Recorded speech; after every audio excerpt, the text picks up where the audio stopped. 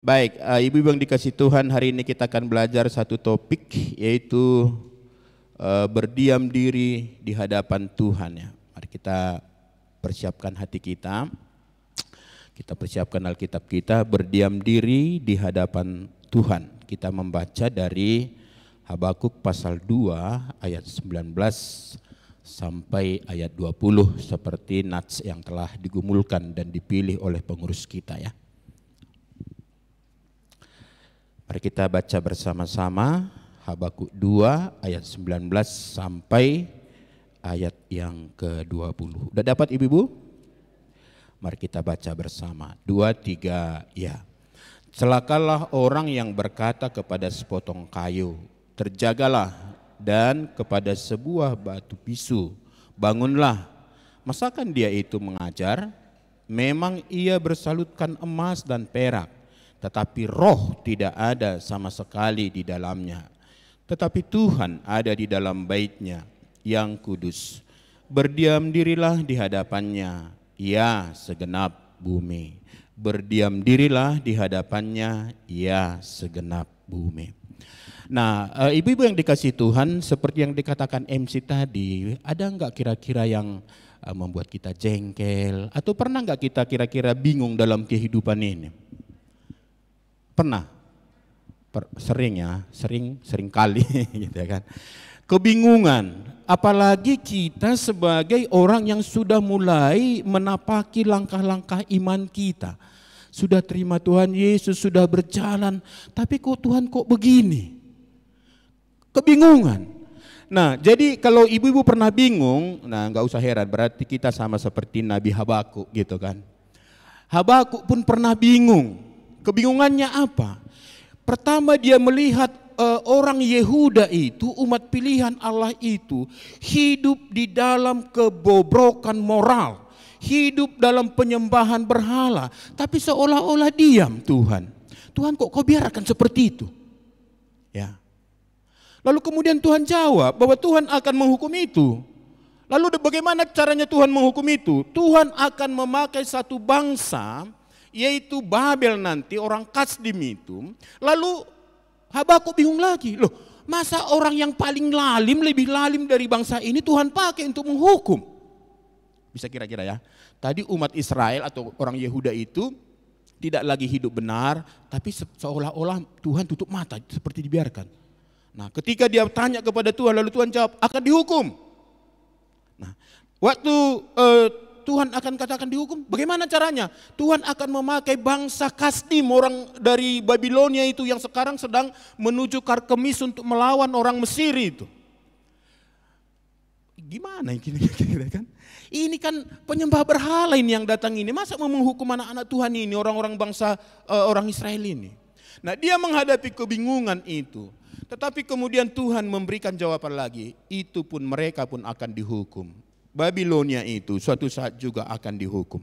Nah, maka apa yang penting di tengah-tengah situasi yang membingungkan ini, Bapak Ibu yang dikasihi Tuhan? Apa yang penting bagi kita?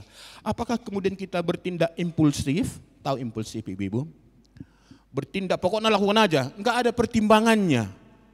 Melakukan seruduk saja begitu kan, pokoknya lakukan, tidak ada perhitungannya. Nah maka sekarang kita diajar di tengah-tengah kebingungan ini, di tengah-tengah banyaknya pertanyaan-pertanyaan dalam kehidupan kita, mungkin ada pergumulan-pergumulan dalam hidup kita yang sampai hari ini belum ada titik terangnya.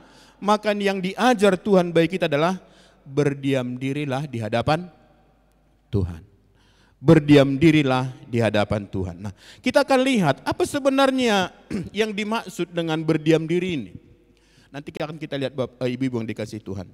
Nah, Habakuk ini sendiri dari namanya itu berarti merangkul atau memeluk. Nanti ini akan dihubungkan dengan di tengah-tengah situasi itu yang banyak pertanyaan-pertanyaan itu. Akhirnya dia tetap memeluk imannya. Dan imannya itu kemudian dinyatakan dengan satu komitmen di bagian terakhir nanti pada pasal 3. Apa katanya? Sekalipun pohon ara, tapi aku akan bersorak-sorai. Nah ini sebenarnya nanti yang mau kita lihat ibu-ibu yang dikasihi Tuhan. Mari kita belajar di sini sehingga kita tidak kemudian terseret dengan kebingungan-kebingungan itu yang membuat kita juga ada akhirnya menyalahkan Tuhan. Saya paling tidak satu orang pernah saya temui orang yang menyalahkan Tuhan. Ya. Dan saya dengar lagi ada juga sekarang seorang yang sedang sakit yang juga sudah ada indikasi bahwa dia sudah mulai juga menyalahkan Tuhan. Pernahkah ada di antara kita yang kemudian menyalahkan Tuhan oleh karena peliknya situasi yang kita hadapi? Nah ini yang kemudian perlu diwanti-wanti bagi kita anak-anak Tuhan, orang-orang yang percaya kepada Yesus. Nah bahwa pergumulan itu tidak mungkin tidak ada. Bahkan seringkali ibu-ibu yang dikasihi Tuhan, pergumulan itu datang bertindih-tindih. Belum lagi selesai satu masalah, datang lagi masalah yang lain. Tapi kadang-kadang kita lupa, seringkali juga Tuhan pakai pergumulan itu adalah pergumulan yang berikutnya dipakai Tuhan untuk membebaskan kita dari pergumulan yang lain. Nah cuman karena namanya itu pergumulan masalah lalu kita langsung jengkel, bingung. Lalu kemudian melakukan tindakan impulsif yang bahkan seperti kemudian dikatakan tadi akhirnya terjerat juga dengan penyembahan berhala. Nah ini yang kemudian tentu dalam pengertian sekarang berhala yang dimaksud bukanlah patung-patung, bukanlah kayu seperti yang dibicarakan di sini atau batu, tapi mungkin dalam bentuk yang lain. Apakah kemudian mendewakan seorang pejabat, mendewakan uang kita, mendewakan jabatan kita atau orang-orang yang lain di sekitar kita. Yang akhirnya apa? Kita luput dari apa yang seharusnya bahwa kita sebenarnya harus mengandalkan Tuhan. Memang peristiwa ini ibu yang dikasihi Tuhan, ini sudah menjelang pembuangan bangsa ini ke Babilonia. Memang itu sangat sulit. Yeremia sendiri waktu itu mengalami banyak tantangan. Sampai-sampai dipikir Yeremia itu adalah pengkhianat bangsa. Bagaimana mungkin dia menganjurkan supaya tunduk kepada orang Babel. Kalau kamu mau selamat tunduk kepada Babel. Jangan melawan. Sangat-sangat sulit diterima. Tetapi karena ini adalah rencana Tuhan, maksud Tuhan, maka memang harus diikuti. Nah sekarang mari kita lihat apa sebenarnya pengertian berdiam diri di hadapan Tuhan. Nah kata diam dari bahasa Ibrani itu saya lihat di situ kata has. Has ya, itu perpaduan dari kata huruf he dan samek. Lalu di bawah he itu dikasih tanda patah. Patah itu garis datar kecil gitu ya kan, yang menimbulkan huruf vokal A. Lalu has itu dalam bentuk kata seru atau interjeksi di dalam bahasa Ibrani. Maknanya, makna utama itu memang diam, tenang, hening. Ya, jadi itu perintah untuk tidak bersuara ya, atau perintah untuk berhenti. Nah dalam bahasa Inggris kata has itu diartikan dengan dua satu ya, hush ya, hush atau ya hush ya. Mungkin dari sini juga muncul orang Indonesia gitu ya kan. Kalau ribut kan gitu ya, hush katanya kan. Ribut, diam maksudnya kan. Nah, tapi juga yang kedua adalah keep silence. Nah, berdiam diri, tenang, jangan ribut, kira-kira gitu ya yang dimaksud di sini. Jadi apa maksudnya? Nah kata has ini bukan sekedar tidak bicara, tetapi mengandung arti pertama itu menghentikan segala aktivitas atau suara. Di tengah-tengah kebisingan tadi, di tengah-tengah pergumulan itu, di tengah-tengah pikiran kita yang kacau balau barangkali oleh karena masalah itu, maka sekarang berhenti sejenak. Jadi seperti pause gitu ya, atau kalau kita baca di kitab Mazmur itu ada kata selah. Nah itu maka kalau baca Mazmur enggak dibaca kata selain itu, jadi kita seperti berhenti sejenak, berdiam diri, merenungkan. Jadi itu perintah untuk berhenti sebenarnya kata selai itu ya kan. Cuman kalau kita dari dulu di Pajojorohan sela katanya kan dari bahasa Baik itu kan, sekarang terikut-ikut kita kan. Selah itu adalah tanda berhenti, berdiam diri, merenungkan apa yang baru kita sampaikan tadi ini kan dalam bentuk puisi kan, nyanyian, berhenti merenungkan. Nah kadang-kadang ibu-ibu yang dikasih Tuhan ini perlu bagi kita, waktu tadi kita bernyanyi misalnya kan, apakah sebatas kata-kata itu yang ada dalam pikiran kita, dalam hati kita? Kadang-kadang kita bilang iya ya Tuhan ya, baik kali kau Tuhan, kau tahu semua aku. Bahkan aku sendiri pun barangkali nggak tahu. Kan bisa seperti itu ya kan. Nah, sambil memang kita menyanyikan, tapi kadang-kadang muncul sesuatu respons dalam diri kita. Nah, tapi kata diam juga itu mengandung mengakui otoritas pihak yang lebih tinggi dari kita. Dalam konteks ini siapa? Bukan berhala, bukan. Bukan berhala, bukan batu, bukan patung yang bersalutkan dengan emas tadi, bukan. Tapi Allah yang maha kuasa yang dikatakan berdiam di baitnya. Allah yang maha hadir. Nah, biasanya kan orang memahami Allah itu kan Allah yang transenden ya kan, yang jauh kali gitu kan. Nah, tapi berbicara bahwa Allah itu Allah yang transenden ini sekarang Allah yang hadir di tengah-tengah umat itu, Allah yang hadir bersama dengan orang Israel, orang Yehuda itu, tidak meninggalkan mereka. Nah, maka berdiam diri artinya mengakui juga otoritas Allah dalam kehidupan kita. Lalu kemudian berdiam diri juga memberi makna, memberi ruang penuh bagi Allah untuk hadir dalam diri kita. Bisakah di tengah-tengah pergumulan, di tengah kekacauan pikiran, di tengah-tengah kesulitan itu, di tengah-tengah himpitan ekonomi, kita berikan ruang yang terbuka bagi Allah di hati kita untuk berkarya? Kadang-kadang ibu nggak sempat. Kenapa? Saking peliknya, saking peliknya. Ya. Seolah-olah ya sudahlah. Tapi hari ini kita diajar bahwa berdiam diri itu juga adalah memberi ruang yang luas kepada Allah untuk berkarya dengan sempurna, dengan otoritasnya, dengan kebaikannya dalam kehidupan kita. Oke, jadi maka dari sini kita mengerti arti berdiam diri di hadapan Tuhan itu mencakup beberapa hal. Pertama, hening secara lahiriah, jadi berhenti bersuara. Nah, ini tantangan besar bagi ibu-ibu ya kan. Bapak-bapak juga bilang ibu-ibu dalam hati. Semuanya kita bermasalah di sini ya kan. Berhenti bersuara, berhenti mengandalkan diri maksudnya. Heningkan, tenangkan hati. Jadi ini berhenti menyombongkan diri seperti para penyembah berhala itu. Dua yang paling riuh itu adalah dua penyembah berhala. Ya, ingat waktu Elia ya berhadapan dengan Nabi Daibal itu, riuh sekali dua para penyembah berhala itu. Nah, berdiam diri juga adalah sikap batinnya yang tunduk kepada Allah. Jadi bukan hanya berhenti tapi tunduk.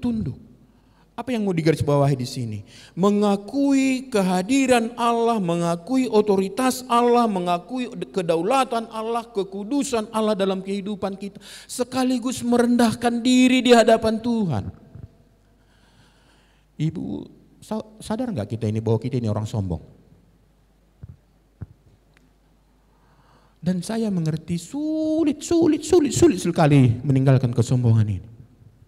Tapi ini perjuangan bagi kita, bukan berarti karena sulit tidak bisa. Itu perlu kita terus diasah.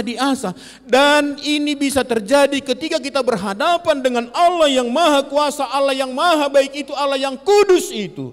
Maka disitulah semua keangkuhan kita diruntuhkan oleh Tuhan.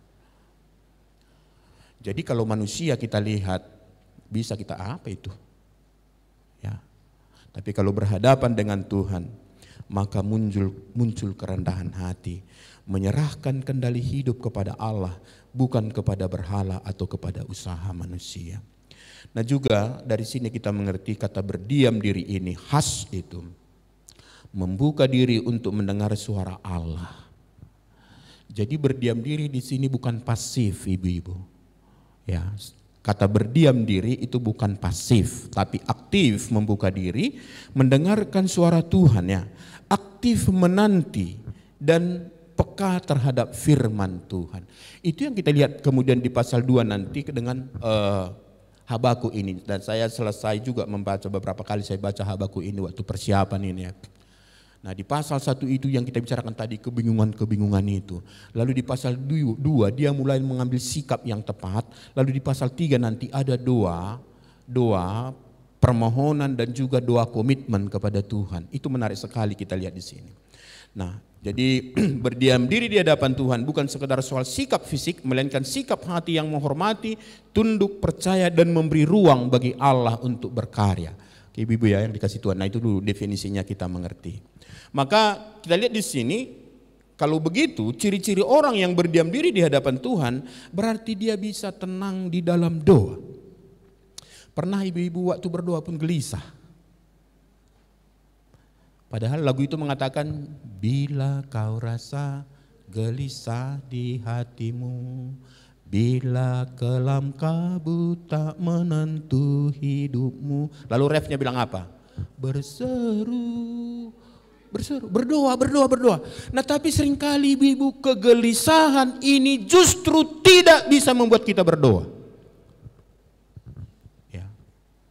Maka sekarang kita diajar, kalau kita sekarang katakan kita berdiam diri di hadapan Tuhan, berarti harus menenangkan diri. Biarlah gelora dunia ini sedang mengancam kita, tapi kita duduk diam di hadapan Tuhan, tenang menantikan Tuhan berkarya, menyerahkan diri kita kepada Tuhan. Jadi berdoa itu ibu-ibu yang dikasih Tuhan, ternyata tidak selalu harus bicara. Kenapa? Karena berdoa itu pada dasarnya adalah berdialog dengan Tuhan. Maka kalau berdialog itu bukan hanya kita yang ngomong. Beri ruang kepada Tuhan untuk berbicara. Saya dalam beberapa kali berdoa, waktu mendoakan sesuatu, Tuhan ini. Lalu ada suara mengatakan dalam hati saya, tenang, sudah diatur Tuhan semua. Oh itu langsung meneduhkan hati saya. Maka ibu-ibu yang belajar tentang jaminan jawaban doa dalam jaminan jawaban doa pelajaran kita yang kedua itu, ada kan itu apa Filipi pasal 4 itu ya, ayat 6. Lalu pertama digambarkan itu wajahnya itu mutung gitu. Ada kegelisahan, ada kekhawatiran. Lalu dia berdoa kepada Tuhan. Begitu dia berdoa lalu apa yang tadi? Sukacita, damai sejahtera dia, senyumnya lebar gitu. Nah seringkali dalam kehidupan kita mengalami masalah pergumulan, tapi kita berdoa, habis berdoa, iya ya masa Tuhan akan menjawab ya gimana ya? Tetap mutung wajahnya. Enggak. Nah ini yang dikatakan, jadi tenang di hadapan Tuhan, berdoa, berbicara, luaskan Tuhan berbicara kepada kita. Kata-kata yang disampaikan Tuhan itu akan menolong kita. Seperti yang saya bilang tadi, ini pengalaman saya. Seringkali seperti itu. Ya, waktu berdoa. Jadi ada kadang-kadang Tuhan langsung menjawab doa itu. Ya. Jawab langsung. Nah, kadang-kadang memang harus ditunggu juga. Tadi Ibu Dewi mengatakan ya, semua doa pasti dijawab Tuhan ya kan. Walaupun tidak semua doa dikabulkan Tuhan. Kenapa tidak dikabulkan? Karena Tuhan mengasihi kita. Nah, jangan lupa itu. Jadi bukan Tuhan tidak mengabulkan karena dia benci kepada kita, tidak. Nah, maka juga di sini diberikan sekali lagi sikap tunduk di dalam ibadah. Jadi kalau kita beribadah, ibu-ibu dikasih Tuhan, fokuslah kepada Tuhan. Jadi melakukan ibadah bukan sekedar rutinitas. Ya ada dulu pernah seorang ibu kami layani di Tebing Tinggi, lalu ditanya, kenapa ibu datang dalam kelompok PA ini? Ya iyalah daripada aku di rumah ngantuk-ngantuk, ya udahlah datang aja ke sini bisa nyanyi-nyanyi sama kawan. Jadi bukan sampai kepada maksud yang sesungguhnya. Memang aku butuh ini. Memang ini satu kewajiban, keharusan bagiku sebagai orang yang percaya. Saya harap kita nggak ada di sini ya kan, datang ibadah hanya untuk kemudian berjumpa dengan teman-teman, lalu nanti habis ibadah foto-foto, lalu kirim di medsos, baru persekutuan Ibu Maria. Enggak, memang kita rindu benar-benar di sini mau beribadah kepada Tuhan. Juga memberi makna rela berhenti dari kesombongan diri dan penentangan terhadap Tuhan. Kadang-kadang di tengah-tengah pergumulan hidup, firman Tuhan yang disampaikan itu, mana benar itu? Ketika kita dulu mengalami pergumulan yang berat, sulit diterima akal, lalu dibacakan firman Tuhan, bahwa Allah punya rencana yang indah untukmu. Bacakan itu Roma 8 ayat 28 kan. Mana ada itu? Jadi itu Tuhan. Bisa terjadi seperti itu loh ibu-ibu yang dikasih Tuhan. Maka sekarang ketika kita berdiam diri di hadapan Tuhan, hancurkan semua kesombongan itu dan terima firman Tuhan. Saya sudah pernah katakan, ketika firman Tuhan dibacakan, respons kita yang pertama adalah amin. Gak perlu, masa iya? Gak perlu seperti itu. Kenapa? Karena itu benar. Alkitab kita ini benar, apa yang dikatakan Tuhan di sini benar adanya. Masalahnya kita mengerti itu tidak lain cerita. Itulah tugas kita kemudian kalau firman Tuhan mengatakan begitu, kenapa? Maksudnya apa ya? Kok nggak bisa ngerti aku? Dalami, pelajari sampai kemudian mengerti di sana. Tidak ada yang salah di dalam firman Tuhan ini. Bapak Ibu pun dikasih Tuhan, coba teliti nanti ya. Saya mengajak kita membaca firman Tuhan. Kalau menurut kita itu sepertinya bertentangan atau berlawanan atau tidak sesuai dengan kondisi, barangkali pertama ada masalah penerjemahan, yang kedua mungkin konteksnya belum kita mengerti, sehingga kesannya itu bertentangan. Nah, maka berdiam diri juga cirinya adalah mampu menahan diri dan reaktif terhadap situasi yang berkembang. Jadi tidak impulsif atau tergesa-gesa, tetapi dia dengan sabar menunggu pimpinan Tuhan. Itu maka di pasal 2 ini di ayat yang saat pertama dikatakan, aku mau berdiri di tempat pengintaianku dan berdiri tegak di menara. Aku mau meninjau dan menantikan apa yang akan difirmankannya kepadaku dan apa yang akan Tuhan dan apa yang akan dijawabnya atas pengaduanku. Ini dia. Maka ketika kita sampaikan doa kita, enggak usah perlu kita tergesa-gesa. Tuhan itu punya timeline. Saya Ibu ya. Tuhan kita itu punya waktu, timeline untuk penggenapannya. Menarik itu Galatia 4 ayat 4 itu. Tetapi setelah genap waktunya, itu ya. Tetapi setelah genap waktunya, maka Allah mengutus anaknya. Itu sering dibaca waktu berita Natal ya kan. Enggak akan lahir Yesus kalau belum genap waktunya. Biarpun bangsa itu berdoa berpuasa, tidak akan lahir. Kenapa? Belum tiba waktunya. Ya. Oke, nah lalu itu bagian pertama tadi pengertiannya. Saya agak fokus sedikit di situ supaya kita jangan salah ya. Jadi berdiam diri itu aktif sebenarnya, meluaskan Tuhan bekerja di dalam kehidupan kita. Lalu bagian kedua dari tema kita ini, mengapa kita harus berdiam diri di hadapan Tuhan? Alasannya ibu-ibu yang dikasih Tuhan, yang pertama, banyak hal yang terjadi dalam hidup kita yang membingungkan dan menggelisahkan kita. Kenapa perlu tenang, diam di hadapan Tuhan? Karena banyak hal yang terjadi dalam hidup yang membingungkan dan menggelisahkan saya dan ibu-ibu. Ini benar ya? Walaupun kita enggak masukkan dalam buku ND kita, resah dan gelisah. Tapi memang itu faktanya kan, dalam kehidupan kita kan. Tahu lagunya itu? Enggak perlulah kita nyanyikan itu ya kan. Nah ibu-ibu lah kalau mungkin karaokean dia nyanyikan barangkali gitu. Tapi itu fakta dalam kehidupan kita. Kadang cuaca pun berubah, gelisah hati kita ya kan. Kurang cepat Tuhan jawab doa kita, gelisah hati kita. Oke. Nah tapi ini kita ingat ya. Sama seperti Nabi Habakuk yang saya jelaskan tadi di awal itu, dia mengalami kegelisahan karena kebingungannya melihat cara Tuhan bekerja. Memang ibu-ibu harus kita sadari, bukan kita yang mengatur Tuhan. Maka saya sampaikan sekali lagi bagi kita, kalau ibu-ibu berdoa, jangan bermaksud untuk mengatur Tuhan lewat doa kita. Ada seorang hamba Tuhan mengatakan, jangan pikir doamu itu mengikat tangan Tuhan untuk turun tangan dia mengerjakan apa yang kau mau. Adakah di antara kita seperti itu waktu berdoa? Apalagi sampai doa puasa. Lalu ketika tidak Tuhan kabulkan, lalu mulai dia marah sama Tuhan. Tidak lagi mau aktif dalam persekutuan, baca Alkitab pun tidak mau. Alkitab pernah mencatat Raja Daud itu. Ketika mengalami pergumulan yang luar biasa, lalu berdoa, berpuasa, minta supaya Tuhan menyembuhkan anak itu. Tapi apa yang terjadi? Mati anak itu. Tapi begitu mati anak itu, Daud langsung berurap, dia pakai minyak, dia mandi, lalu pergi ke bait Allah, memuji-muji Tuhan. Kenapa? Dia tahu itulah yang terbaik dari Tuhan. Jadi jangan sampai merengek-merengek di hadapan Tuhan kalau doa kita enggak dikabulkan Tuhan. Sekali lagi saya mau tegaskan bagi kita, jangan kita pikir kalau kita berdoa seperti tadi sampai berpuasa itu akhirnya Allah tanda kutip harus menuruti kehendak kita. Berarti kalau seperti itu siapa yang menjadi Tuhan? Kita yang mengatur Tuhan. Ingat salah satu kelemahan Marta dalam kasus Maria dan Marta itu apa? Dia suruh Tuhan. Tuhan, tidakkah engkau peduli? Lalu suruhlah Maria membantu aku. Marta menyuruh Tuhan Yesus supaya menyuruh Maria membantu dia. Tapi kadang-kadang hal yang sama kita lakukan, ibu-ibu. Hari ini kita perlu belajar berdiam diri di hadapan Tuhan.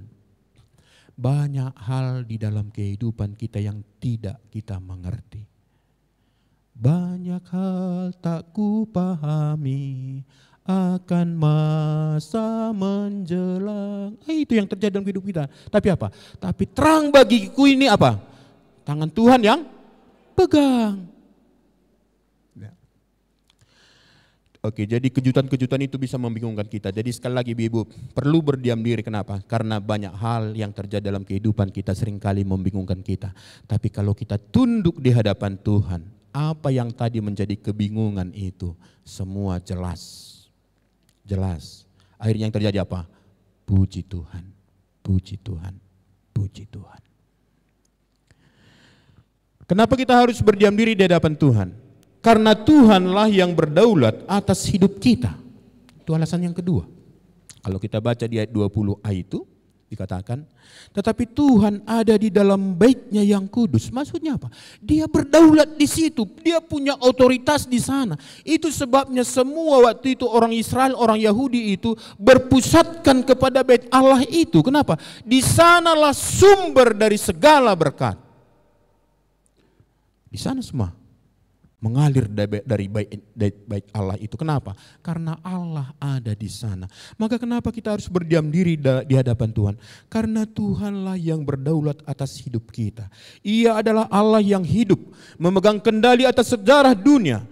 Dia adalah adil dan Dia tetap menjadi pengasih sekalipun banyak orang yang melakukan kejahatan. Maka dialah satu-satunya pribadi yang layak kita andalkan di dalam kehidupan kita. Bukan berhala, ibu-ibu yang dikasih Tuhan. Seperti yang dikatakan tadi. Memang akhirnya setelah kita baca kitab suci, baru kita sadar ya, iya ya, bodoh kali rupanya penyembah berhala itu ya. Kenapa? Kenapa tidak pembuat berhala itu saja disembah ya kan? Ngerti maksud saya? Mereka ambil kayu, lalu diukir, dibentuk menjadi satu sosok manusia. Lalu disalut dengan emas, lalu disembah-sembah. Siapa yang lebih hebat, patung ini atau pembuat patungnya? Loh, kenapa pembuat patung itu menyembah patungnya kan? Tolol dia kan? Sepakatlah kita di situ ya. Tolol memang itu. TOL? Betul loh. Tapi memang kita tidak kadang-kadang seperti itu membuat patung lagi. Tapi kalau tadi uang menjadi berhala bagi kita, sama dengan TOL. Betul ya kan? Iya. Maka yang layak diandalkan itu adalah pencipta, bukan ciptaan. Sekali lagi, yang harus kita andalkan dalam kehidupan kita adalah pencipta, bukan ciptaan. Suami, ciptaan atau pencipta? Ciptaan. Uang? Ciptaan. Guru yang berpangkat? Anak yang punya jabatan? Berarti berdosa kita kalau mengandalkan itu. Jadi jangan lagi kalau bernyanyi itu asa adongan non pangucan deakku katanya kan. Ada lagu Batak itu ya. Disekolahkan anaknya nanti kalau supaya ketika dia sudah tua, jadi itulah yang menjadi sandarannya. Salah nggak itu menurut firman Tuhan? Ada ayatnya? Ada ya kan? Yeremia 17 ayat 5, terkutuklah orang yang mengandalkan manusia dan yang mengandalkan kekuatannya sendiri. Oke, jadi jangan diulangi lagi Ibu ya. Jadi hanya Tuhan yang bisa kita andalkan di dalam kehidupan kita. Jadi Dia sekalipun sepertinya diam, Dia tetap aktif memperhatikan. Sama seperti di negara kita ini. Kalau ibu-ibu perhatikan kira-kira apa yang terjadi ya kan. Bagaimana sebenarnya negara kami ini kok seperti ini Tuhan. Jangan kita pikir Allah kita diam. Tidak, semua dicatat dengan baik. Suatu saat akan berlaku keadilan Allah. Dia akan tindak semua itu sesuai dengan keadilannya. Maka jangan ikut-ikutan kita. Ah, udah kayak gitu kayaknya sistem, ya udahlah, apa mau dibilang lagi? Ingat Tuhan nanti akan adili kita.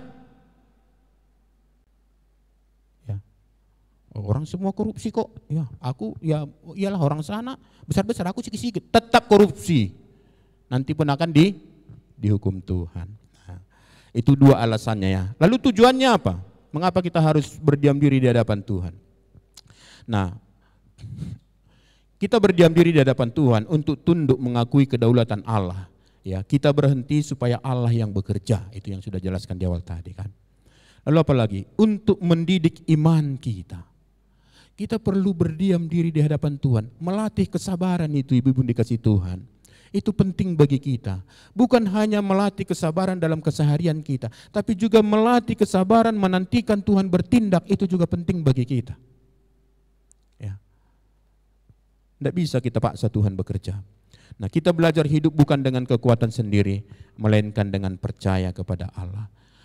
Apalagi tujuannya? Untuk membangun kepekaan rohani. Kalau di tengah-tengah dunia yang kacau balau ini, kayaknya harus ada masa-masanya ya, ada timelinenya juga kayaknya, ganti-gantian itu ya. Nah, kalau suasananya sudah kacau balau, nah, apa yang kita lakukan? Berdiam diri. Lalu waktu kita berdiam diri, kita akan mendapatkan kepekaan rohani. Lalu kita mengerti, oh ini maksud Tuhan. Ini maksud Tuhan. Saya kira perlu kita tanamkan dalam-dalam di hati kita bahwa apa yang dicatat dalam Roma 8 ayat 28 itu benar adanya. Ya. Kita tahu sekarang bahwa Allah turut bekerja dalam segala sesuatu untuk mendatangkan kebaikan bagi mereka yang mengasihi Dia, yaitu mereka yang terpanggil sesuai dengan rencana Allah. Nah, cuman kadang-kadang kita baru mengatakan memang baik Tuhan itu setelah berlalu, setelah terbukti, setelah kelihatan. Oh iya memang baik Tuhan, tapi seharusnya hal yang sama sudah ada dalam diri kita ketika pun belum kelihatan titik terangnya. Dalam kelompok PA kami saya berikan ilustrasi tentang itu. Ini kisah nyata. Ada seorang ibu di tebing tinggi dulu waktu itu mau pesta ke Pematang Siantar. Nah, jadi entah kenapa ibu ini agak terlambat. Tahu maksudnya kan? Kalau ke gereja sering terlambat ya kan? Kalau ke pesta datang sebelum waktunya kan, nunggu-nunggu kita pengantin sampai setengah jam di situ ya kan. Nanti kalau terlambat apa? Nggak dapat makan gitu kan. Lalu inang ini berdoa, Tuhan tolonglah supaya saya mendapatkan pengangkutan yang paling cepat dan tepat sehingga saya sampai di Siantar dengan tepat waktu. Berdoa. Dia ada dari daerah Bandar Sakti sana, lalu kemudian datang ke daerah Kampung Keling. Tahu Kampung Keling ya? Terminal lama dulu kan dekat situ. Lalu dia berdiri, tunggu. Nah, lalu datang satu bus, mobil L300, di stopnya, nggak berhenti. Lalu dilihatnya, kok nggak berhenti? Padahal masih banyak kosong kursinya. Apa yang terjadi dalam hatinya? Mulai jengkel. Tuhan, tadi aku berdoa supaya dapat mobil, supaya lebih cepat. Menggerutu. Tapi nggak lama kemudian datang mobil kedua. Agak lemas juga tangannya gini kan, tapi berhenti juga mobil itu. Masuk inang ini. Naik. Tidak berapa jauh dari tempat itu ada keramaian. Lalu ditanya, apa yang terjadi? Ada kecelakaan. Lalu dilihat ibu inilah. Mobil yang di stop pertama tadi itulah yang kecelakaan. Baru apa katanya? Puji Tuhan, puji Tuhan. Seringkali kita seperti itu. Seharusnya waktu tadi pertama itu kita hentikan mobil, enggak berhenti, harus apa? Puji Tuhan. Puji Tuhannya berapa volumenya? 10 atau 5 gitu ya kan? Semangatnya gimana? Sama enggak? Harus sama. Puji Tuhan. Pasti ada yang terbaik di balik ini. Kan itu sebenarnya yang terus dalam hati kita ya. Jadi ibu dikasih Tuhan untuk melatih kepekaan rohani kita ya. Lalu juga, mengapa kita perlu berdiam diri di hadapan Tuhan di tengah-tengah dunia yang morat-marit ini? Untuk memberi kesaksian bagi dunia. Ya. Nah, jadi saat dunia sibuk dengan berhala, orang percaya menunjukkan keheningan yang berakar pada iman. Itu harus kita lakukan. Gak usah hepot ibu-ibu. Tahu hepot? Banyak kali kita yang terlalu hepot, ya kan. Belajar tenang, berdoa di hadapan Tuhan, ya. Jadi ibu-ibu yang dikasihi Tuhan, belajar berkata, Tuhan Engkaulah yang memegang kendali, ya. Baik dalam keluarga, pelayanan maupun pergumulan pribadi saya. Belajar ya ibu-ibu ya, itu namanya orang yang diam di hadapan Tuhan. Lalu bagian terakhir firman Tuhan ini, apa buah atau berkat dari berdiam diri di hadapan Tuhan? Apa berkatnya atau apa buahnya? Yang pertama ibu-ibu yang dikasihi Tuhan, kita akan mendapatkan ketenangan dalam menghadapi kebingungan iman. Ya, kita akan mendapatkan ketenangan di dalam menghadapi kebingungan iman atau kebingungan yang terjadi seperti pertanyaan Nabi Habakuk di awal tadi ini. Kok bisa begini Tuhan? Kok bisa begini Tuhan? Tapi ketika kita berdiam diri, Tuhan akan menolong kita. Jadi Nabi Habakuk menempatkan diri di menara pengintai. Kalau kita baca di, ingat tadi pasal 2 ayat 1 itu ya. Dia menempatkan diri di menara pengintai, menunggu dalam diam jawaban Allah terhadap dia. Belajar diam ibu-ibu. Nah, akhirnya apa yang terjadi? Imannya tidak panik, ya. Tetap tenang dan siap mendengar. Ada dulu seorang bapak yang kita layani juga daerah Kampung Durian sana. Waktu dia dengar anaknya kecelakaan, lalu kemudian bapak ini buru-buru ngambil sepeda motor, masuk ke jalan, tidak lihat kiri kanan, lalu kemudian ditabrak lagi. Nah, itu orang yang hepot. Mari belajar ibu-ibu tenang, ya. Ya, tenang, ya, mendapatkan ketenangan. Maka perlu kalau ada seperti itu ibu-ibu, belajar berdoa. Saya sampai sekarang dikomentari istri saya.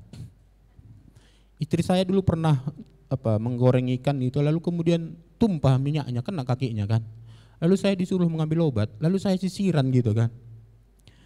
Mereka pikir hanya saya sisiran saja. Saya sebenarnya sedang menenangkan hati. Siapa yang tidak terkejut istrinya kena minyak gitu kan. Nah, lalu saya waktu mau saya sisiran gitu kan. Mereka pikir saya hanya sisiran untuk mengatur setelan gitu kan. Bukan, saya sedang menenangkan hati supaya nanti kalau jalan itu jangan sampai kemudian dapat bahaya lagi. Ibu kasih Tuhan ya. Jadi perlu ya. Lalu apa yang kedua? Yang kedua, ya setelah mendapatkan ketenangan, kita akan mendapatkan kekuatan iman, kekuatan rohani untuk melangkah maju ke depan. Pasal 2 ini ayat 4 dicatat demikian, bagian terakhir. Tetapi orang yang benar itu akan hidup oleh percayanya. Oke. Dunia bergelora, ada banyak masalah, goncangan-goncangan. Tapi orang percaya itu tetap beriman kepada Allah. Lalu kemudian imannya itu membangkitkan rohaninya untuk melangkah maju ke depan. Nah, kita lihat misalnya di ayat berikutnya dikatakan itu, di pasal yang ketiga 19 itu dikatakan demikian ibu-ibu yang dikasihi Tuhan ya. Ayat 19, Allah Tuhanku itu kekuatanku. Lalu apa katanya? Ia membuat kakiku seperti kaki rusa. Ia membiarkan aku berjejak di bukit-bukitnya. Wah, sudah kacau balau ini, tapi dia punya pengharapan. Ada kekuatan rohani, akan terus maju, maju, maju. Kenapa? Ada Allah yang menyertai aku. Allah itu kekuatanku. Oke? Jadi ibu yang dikasihi Tuhan, belajar diam di hadapan Tuhan ya, supaya kita mendapatkan kekuatan iman, kekuatan rohani untuk terus menapaki kehidupan kita ke depannya. Gak tahu kita apa yang akan terjadi ke depan. Kita baru saja melewati COVID. Siapa yang gak gelisah waktu itu? Kita pikir sudah mau kiamat. Ya kan? Sampai ada dulu seorang ibu mengatakan, kalau begininya hidup, gak bisa lagi bersekutu, gak bisa lagi kemana-mana, lebih baiklah kiamat katanya waktu itu. Ada dulu seorang ibu mengatakan itu. Nah, tapi gak tahu kita ke depan, apakah ada masa yang lebih suram lagi. Tapi apapun yang terjadi, kita tetap memiliki iman yang kokoh dan melangkah maju bersama dengan Tuhan. Yang ketiga, apa buah daripada berdiam diri di hadapan Tuhan? Kita akan mendapatkan sukacita di tengah penderitaan. Itulah yang kemudian kita sering nyanyikan dalam Habakuk pasal 3 ini yang terakhir ini kan. Nah, sekalipun pohon ara tidak berbunga, pohon anggur tidak berbuah, hasil pohon zaitun mengecewakan. Sekalipun ladang-ladang tidak menghasilkan bahan makanan, kambing domba terhalau dari kurungan, dan tidak ada lembu sapi dalam kandang. Nah ini dia. Namun aku akan bersorak-sorak di dalam Tuhan, beria-ria di dalam Allah yang menyelamatkan aku. Oh, maka berbeda sekali ibu-ibu orang yang percaya kepada Tuhan itu dengan orang-orang yang tidak percaya. Ya kan? Semua kita mengalami situasi ini. Hujan, panas, setengah panas, itu kan samanya kita kan. Kan enggak berbeda Tuhan buatkan, oh ini anakku mau jalan, lalu setel mataharinya agak-agak. Ini jahat, ku tengok ini malas sekali Bu Maria ini, kalau bikin panas sekali gitu kan. Kan enggak gitu kan, kan sama aja ya kan. Nah, ada panas, ada hujan. Nah tapi yang membuat berbeda apa? Hati kita ini tetap tenang, enggak hepot, enggak gelisah, enggak impulsif. Kenapa? Karena kita berdiam diri mengandalkan Tuhan yang sekarang menjadi Bapa bagi kita. Kita akan mendapatkan sukacita di tengah penderitaan. Bolehkah nanti suatu saat ketika suami yang dikasihi meninggal masih bisa senyum? Puji Tuhan, aku senang pernah dipersatukan dengan seorang laki-laki yang begitu mencintai Tuhan dan yang mencintai saya. Ada gak sedihnya? Ada, tapi jangan lupa sukacitanya loh. Ya kan? Puji Tuhan, Bapak kami ini yang meninggal ini adalah seorang yang percaya nanti akan ketemu kami di sorga bersama dengan Tuhan. Oh, janganlah terus nanti setiap kali nangis terus. Di mana imannya? Di mana imannya? Tapi enggak perlu juga lah waktu meninggal suaminya. Soraklah, haleluya. Enggak juga lah begitu ya kan. Aku orang beriman loh. Enggak juga begitulah, ya kan. Wajar-wajar saja ya kan. Nah, ya, jadi kita mendapatkan ketenangan ketika ada penderitanya. Terakhir di sini, apa berkat atau buah dari berdiam diri di hadapan Tuhan? Akhirnya kita semakin mengenal Tuhan dan kehendaknya di dalam kehidupan kita. Kita semakin memandang Tuhan itu, oh ini rupanya Tuhanku yang baik itu. Ibu-ibu ingat, waktu murid-murid itu menyeberang danau itu, lalu terjadi gelombang itu, angin sakali itu. Yesus tidur. Mungkin awalnya, ini Yesus ini apa nih? Kok bisa tidur nyenyak gitu? Murid-murid sedang kesusahan, bagi Yesus itu gelombang itu seperti ayunan saja gitu kan. Makin tenang dia tidur. Lalu dibanguni, bangun guru, kita binasa. Lalu Yesus kemudian, diam, tenang. Diam. Setelah tenang, apa kata orang yang dalam kapal itu? Siapa dia ini? Siapa orang ini kok danau pun, alam pun tunduk kepada dia? Maksudnya apa? Mereka kemudian mulai bertanya bahwa ini bukan manusia biasa ini. Ini pasti ada sesuatu yang luar biasa di sini yang dikerjakan Allah. Maksudnya apa? Dalam kehidupan kita ibu-ibu, kalau ada pergumulan, ada bergoncang ini, maksud Tuhan sebenarnya yang lebih jauh dari itu semua, supaya pengenalan kita, mata rohani kita celik memandang Allah kita yang baik itu. Itu sebenarnya maksudnya. Maka akhirnya benar-benar kita terpesona. Aku memuji kebesaran-Mu Tuhan. Ajaib Kau Tuhan, ajaib Kau Tuhan. Itu yang seharusnya ada. Maka benar ketika kita berdiam diri di hadapan Tuhan di tengah-tengah kesulitan ini, mata rohani kita semakin terbuka di hadapan Tuhan. Dan akhirnya apa yang terjadi? Kita pun mengerti kehendak Tuhan di dalam kehidupan kita. Jadi ibu-ibu yang dikasih Tuhan, mari kita di tengah-tengah kondisi dunia yang bergelora ini ya, semakin belajar berdiam diri di hadapan Tuhan. Jangan hepot, ya, tenangkan hati. Kalau ada pergumulan, ada berita yang mengejutkan, ambil sikap posisi. Mungkin tidak langsung masuk kamar karena situasinya, tapi dalam hatinya beri ruang kepada Tuhan untuk berbicara. Ya, tidak harus selalu kemudian langsung buru-buru masuk kamar, enggak. Tenangkan hati, diam sejenak. Entah itu di dalam perjalanan, entah dimanapun kita. Ketika ada hal yang mengejutkan, ambil waktu sejenak, tenangkan diri, berdiam diri di hadapan Tuhan. Nah, biar firman ini menolong kita ibu-ibu yang dikasihi Tuhan, sehingga ke depan kita sungguh-sungguh belajar menyikapi dengan baik semua pergumulan-pergumulan yang ada. Penutup, saya baca satu pantun. Baca atau enggak ya? Baca ya? Oke, bacalah ya kan. Embun pagi jatuh perlahan, menyapa bumi penuh kedamaian. Berdiam dirilah di hadapan Tuhan, maka hati kan tenang, iman pun dikuatkan. Jelasnya suaranya? Iya, oke ya. Jadi berdiam dirilah di hadapan Tuhan, maka hati pun tenang dan dikuatkan. Tuhan memberkati, amin, kita berdoa.